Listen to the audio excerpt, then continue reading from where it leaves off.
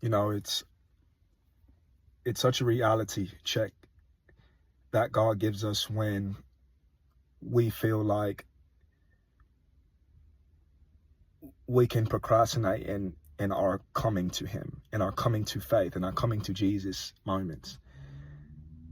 It's so funny, we have this human reality that we feel that we can come to God on our own terms, that we can just wait until we decide that we get our lives right, that like we are in control of those things. And I was pretty much in that boat. I was so caught up on not feeling like I was good enough, like I'm going to wait till I get older, that I'm going to wait until this and such happens, that for me to come to God and really get right with him. And it was only because I was content in my sin.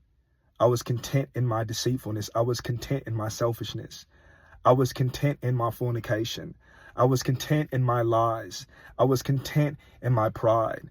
I was content in my covetousness. I was content in all those things because they brought me temporary joys. They brought me temporary happiness.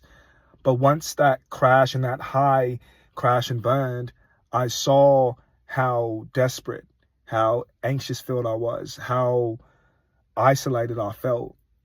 I thought I understood what relationship was.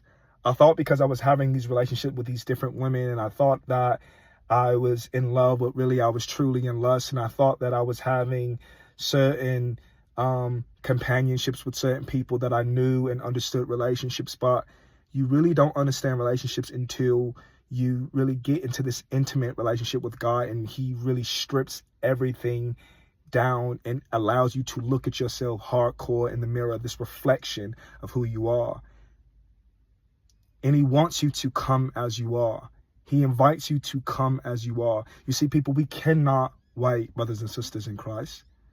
We cannot wait until this certain time, because we don't control the concept of time. You see, the relationship with Jesus, he's calling us to be in with him, but he's not going to force us into it, because we have the gift of free will. And so every day, even in the world, I know it is hard, but